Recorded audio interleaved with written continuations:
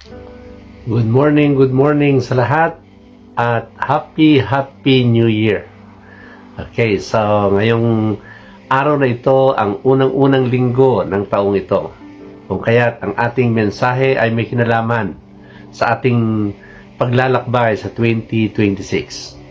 Bago tayo magpatuloy, tayo po muna ay manalangin. Dakilang Ama, kayo po ang magturo sa amin. Dalangin po namin ang inyong banal na Espiritu at kayo po ang lubos na magbigay sa amin ng pangunawa sa mensahe na nais mo sa unang linggo ng taong ito. O Diyos, sa aming paglalakbay nitong 2026, dalangin po namin ang inyong pagpapala, presensya, biyaya, at pag-iingat sa bawat isa. Kaya nagpapasalamat po kami, O Diyos, sa taong ito dahil alam namin kasama ka namin. At dadalangin po namin ang inyong banal na Espiritu na ngayon sa aming pakikinig at sa pagtuturo ng iyong lingkod, kayo po ang mangunguna. Salamat po, O Diyos, sa pangalan ni Jesus. Lahat ay magsabi ng Amen, Amen, and Amen. So again, welcome sa lahat. Ito po ang unang linggo. Kung kaya't tulad ng sinabi ko kanina, may kinalaman ang ating mensahe sa ating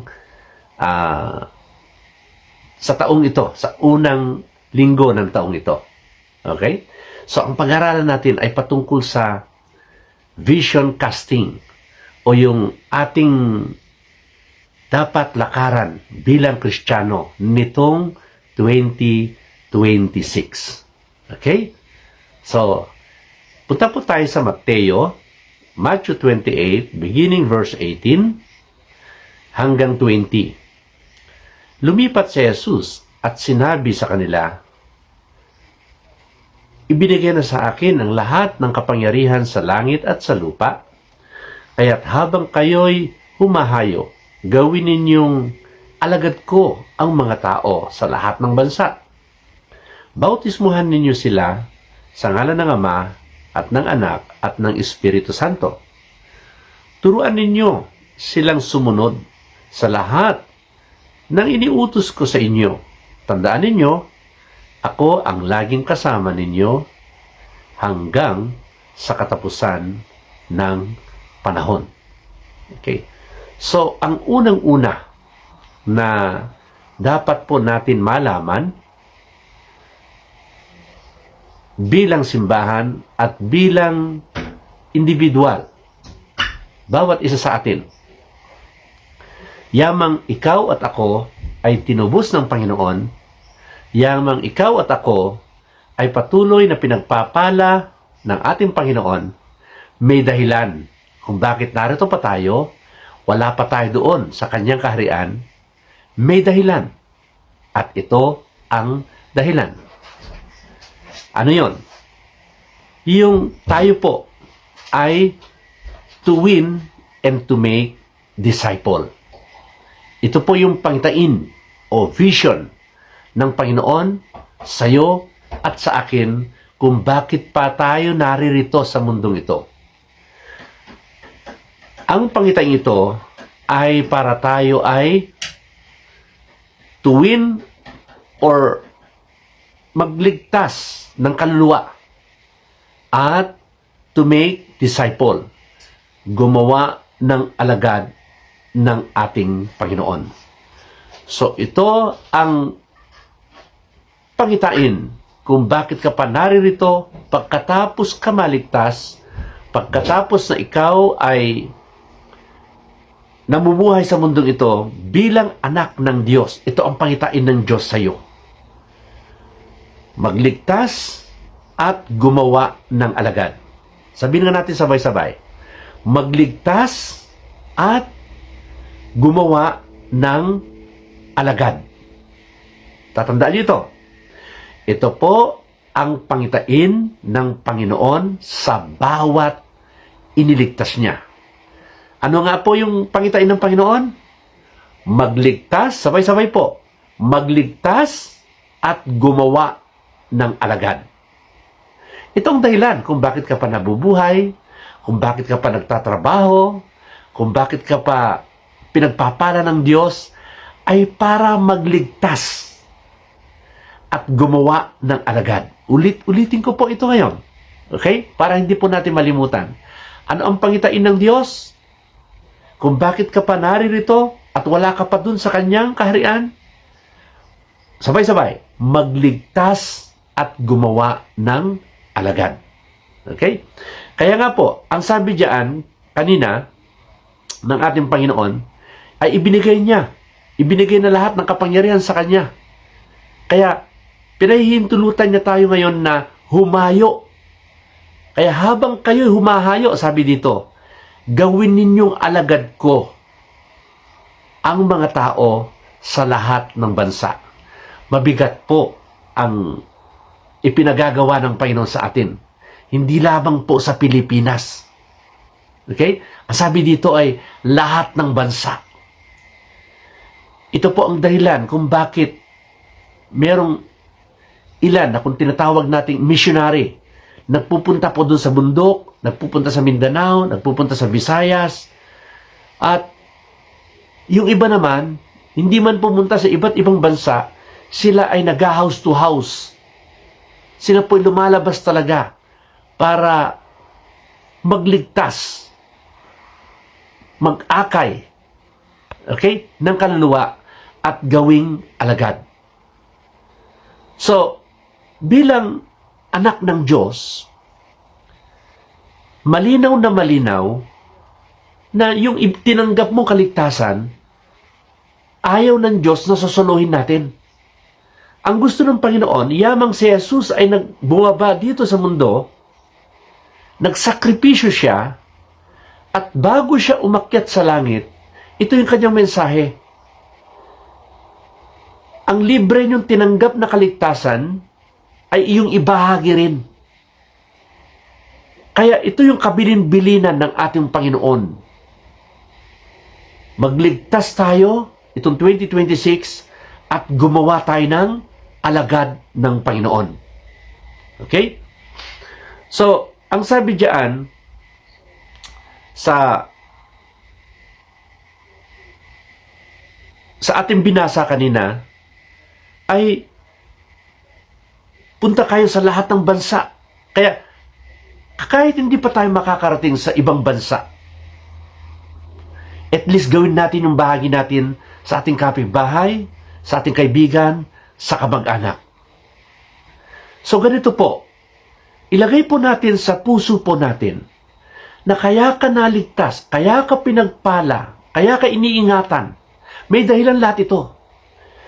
Bakit ka binibigyan ng pagkakataon mabuhay pa hanggang sa oras na ito? Hindi ka pa kinukuha ng Diyos. May ipinagagawa ang Panginoon. Ito ang kanyang pangarap, ang kanyang pangitain, plano sa'yo at sa akin. Na tayo ay magbahagi. Kaya itong 2026 na ito, bilang unang linggo ng taon, ipapaalala ko po sa atin na kaya tayo iniligtas ng Panginoon para din tayo ay magligtas sa iba. Okay? Ibabahagi natin ang mabuting balita, ang ebanghelyo, aakayin po natin sila at gagawing alagad. Alright? Yan po ang nais ng ating Panginoon. So, the vision of God is for us to win and to make disciple. Ang pangitain ng Panginoon sa bawat isa sa atin ay magligtas, mag-invite, maging ilaw, maging asin, at gawin natin silang alagad.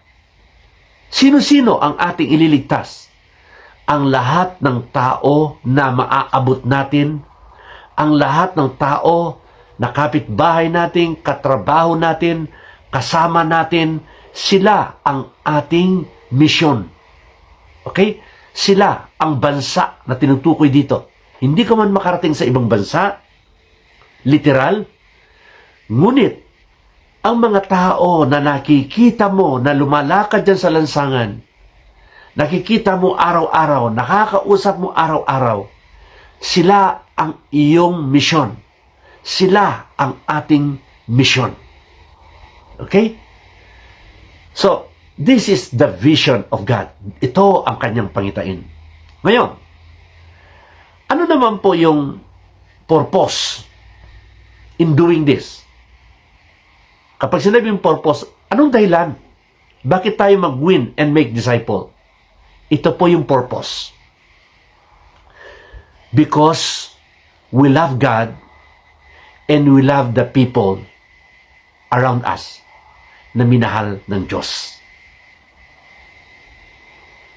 Ang dahilan kung bakit natin gagawin ang layuning iyan, bakit natin gagawin ang pangitaing iyan, ang plano ng Diyos sa atin, kasi mahal natin siya. To love God and to love people. This is our purpose. Why we are obeying.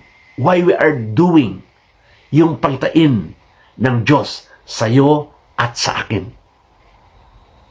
Because we love God and because we love the people around us.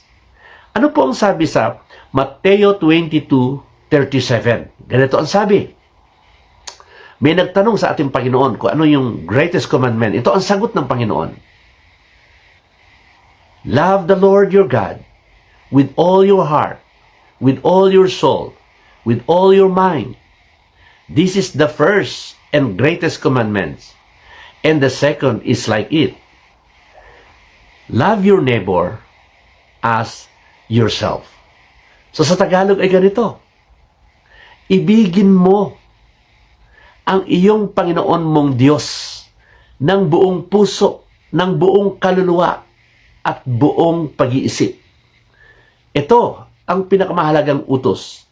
Ito naman ang pangalawa. Ibigin mo ang iyong kapwa gaya ng pag-ibig mo sa iyong sarili. So, merong pangitain, may pinagagawa, may pangarap ang Panginoon sa iyo at sa akin kung bakit ka pa pinagpapala sa mundong ito. Okay? So, hindi ka lang pinagpapala dito para i-enjoy mo. May dahilan.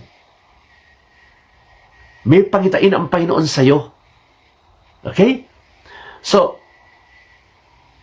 ang purpose naman ngayon, kung bakit natin ginagawa ito, ay dahil sa mahal natin siya.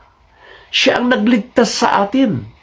Siya ang nag-alay ng kanyang buhay sa atin. Siya ang naghanda ngayon ng buhay na walang hanggan, ng langit, at siya pa rin ang patuloy.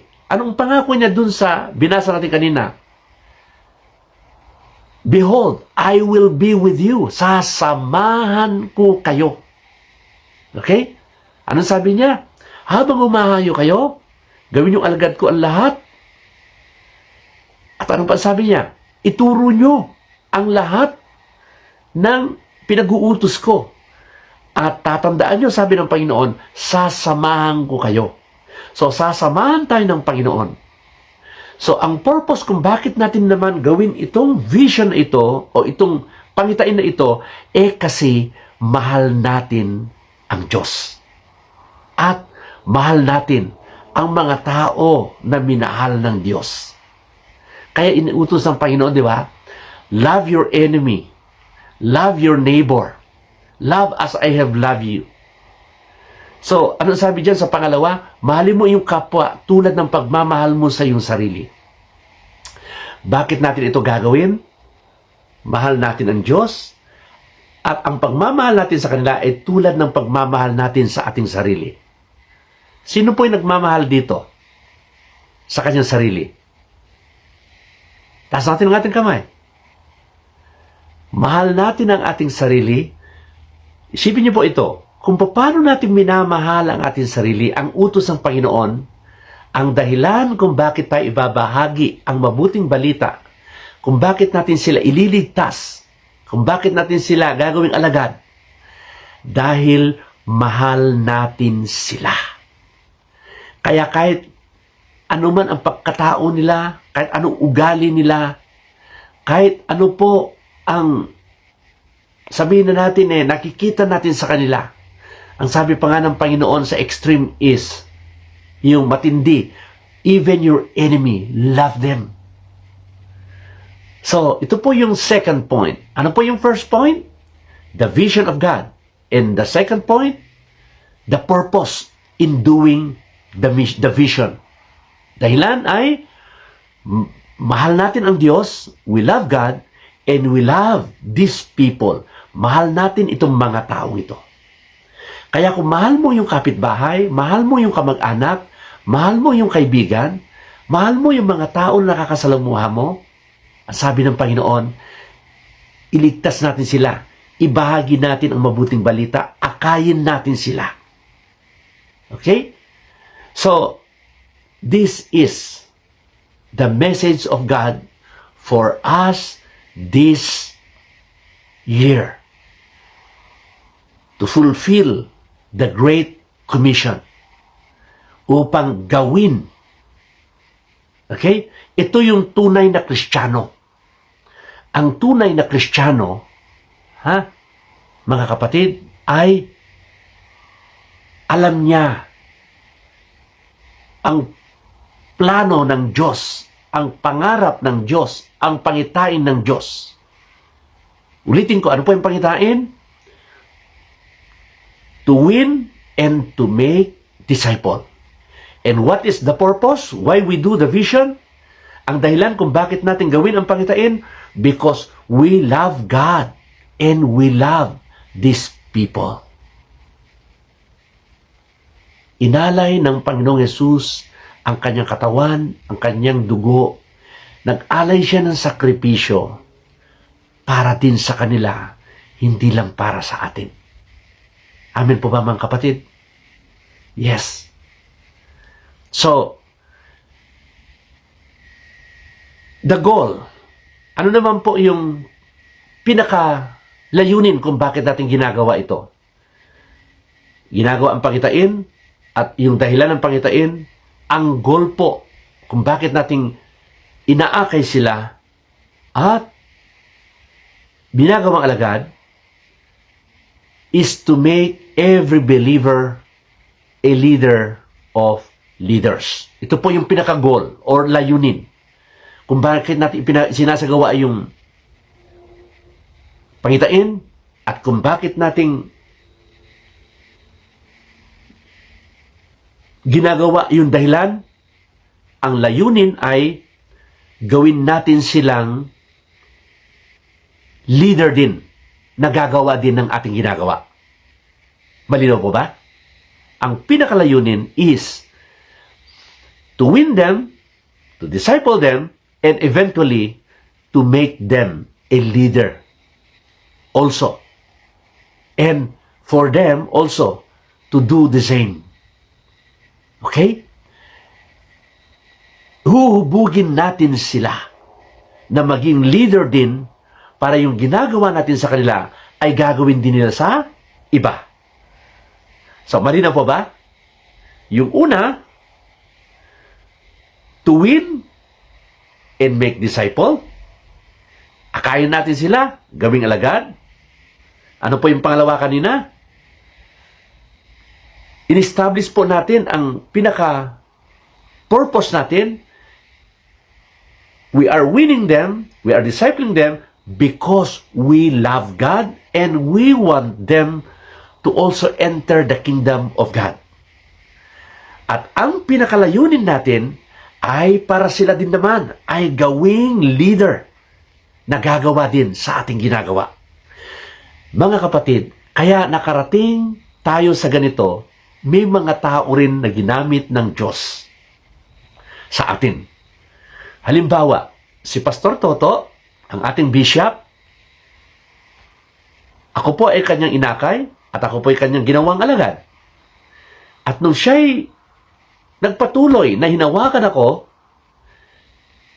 naman din, tinrain niya ako para gawin din yung ginagawa niya. So, ginawa niya rin akong leader. So, ito po yung pangatlo. Ito po yung goal o pinakalayunin natin. We will also eventually make them a leader. Ang layunin din natin, hindi lang atin sa church, kundi aalalayan natin sila na sila'y lumago, na sila'y maging leader din para gawin din nila ang ating ginagawa. Amen po mga kapatid? Yes. May kasabihan nga, mahiya naman kayo. Mahiya naman tayo sa ating Panginoon. Kung iniligtas tayo at wala man lang tayong gagawin sa ating kapwa. Alam niyo po, nakakagulo ngayon ang bawat bansa at kahit tayo sa Pilipinas, nakakagulo tayo. Kitang-kita po natin ang problema. Maging sa ibang bansa, ang problema din naman nila ay korupsyon. Bakit may korupsyon? Kasi walang takot sa Diyos. Ulitin ko po, bakit magulo ang barangay, magulo ang pamilya, magulo ang isang tao, o magulo man ang bansa, nagiging magulo yan kung hindi pa siya nagbabalik loob sa Diyos. So ang dahilan ng bawat problema ay kapag ikaw ay wala pa sa Diyos. Okay? Magulo ang bansa, magulo ang pamilya, ngunit kapag si Jesus ay naroroon sa isang pamilya, isang tao, at buong puso tayo sumusunod sa Diyos, nagkakaroon ng kaayusan ang ating buhay. So this is our goal, my friend, my brothers and sisters.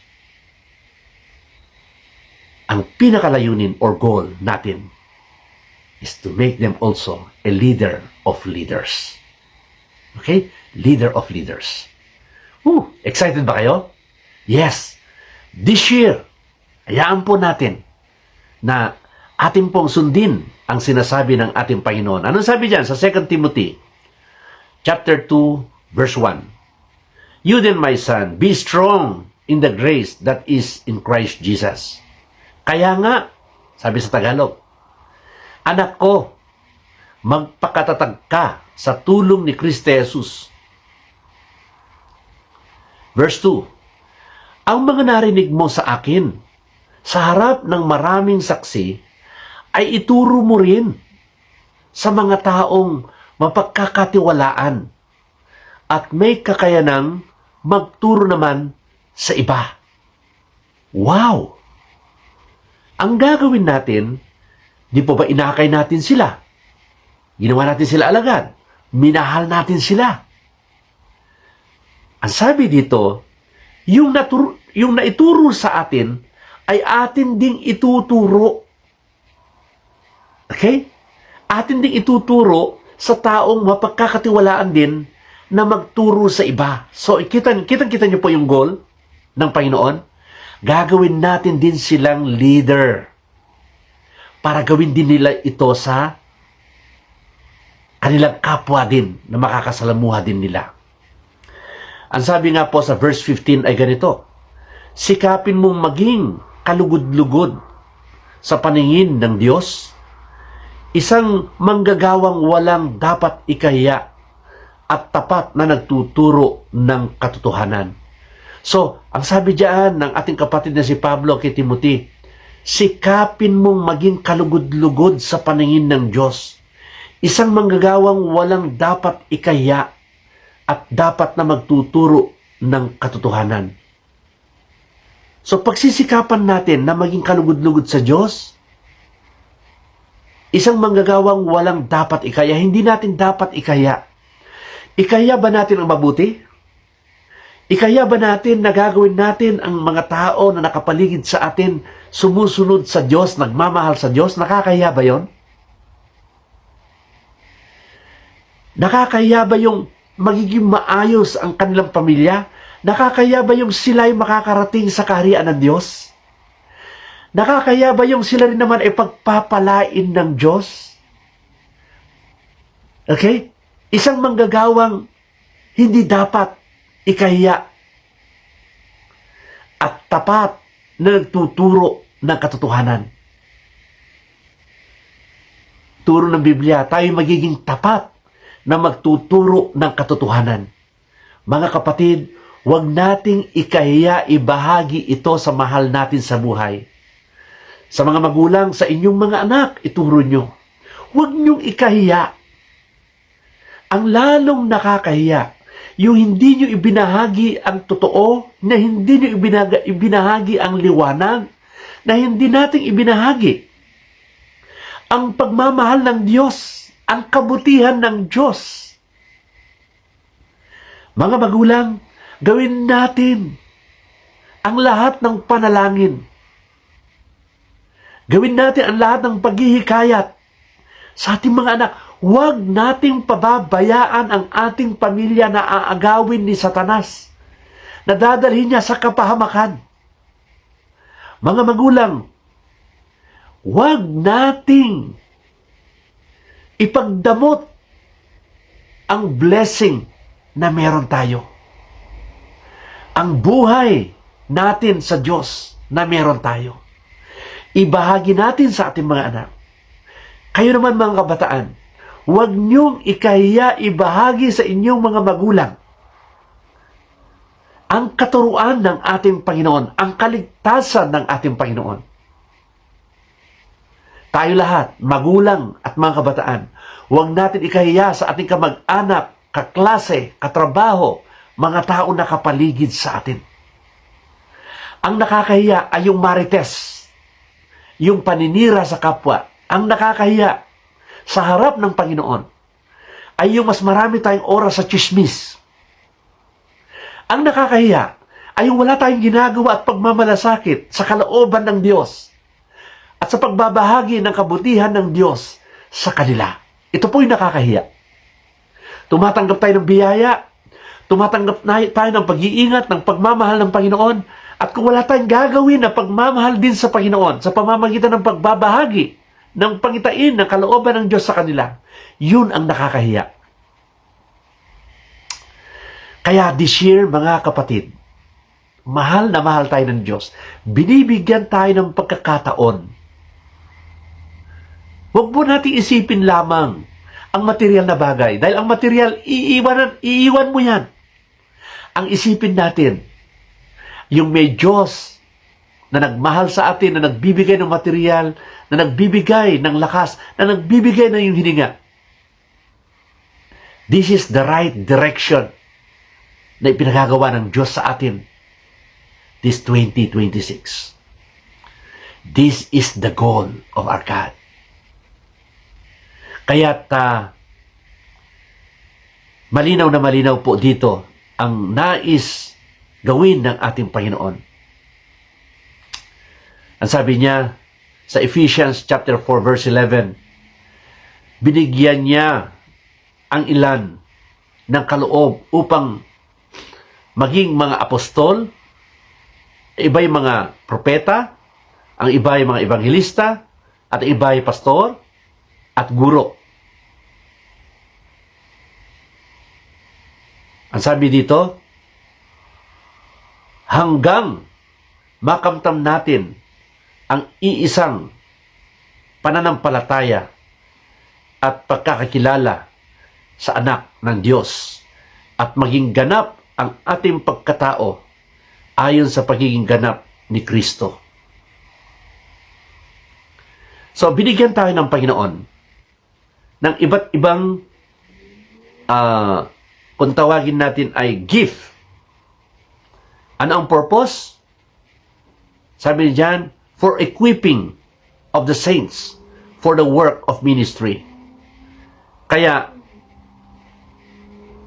maari may ilan sa atin na kaloob. Binigyan tayo ng kaloob. Bawat isa sa atin ay binigyan tayo ng kaloob.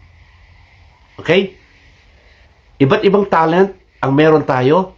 Iba't ibang kaloob. Pero ang kaloob na yan binigay ng Diyos, iisa lamang, to equip the saints para ang mga ating mga maakay ay ating silang maturuan, magabayan, at magiging leader din sila. Okay? Kaya walang saysay po ang lahat-lahat. Pagharap natin sa Panginoon,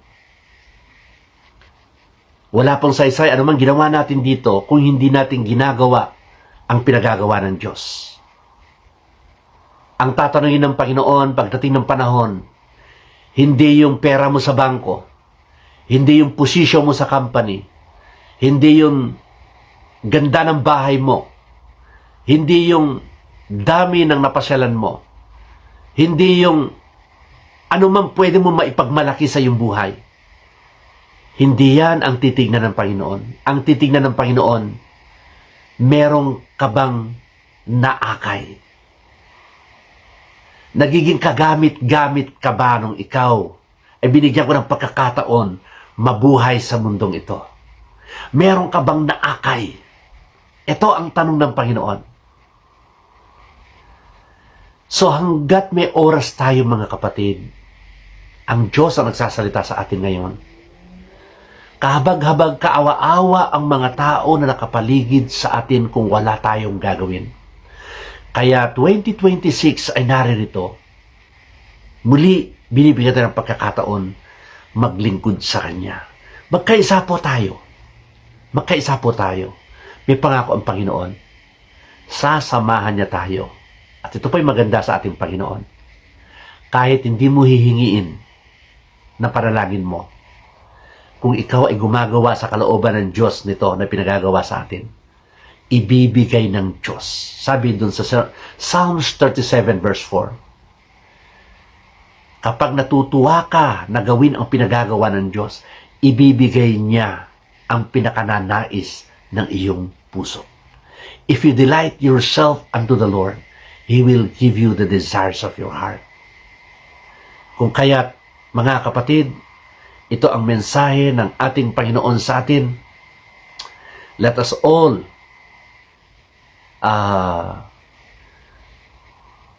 come into unity to do God's purpose sa ating buhay.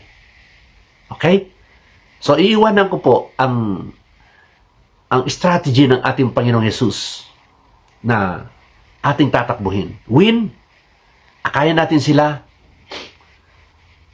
consolidate, or i-follow up natin sila, aalalayan natin sila, huwag natin sila iiwanan.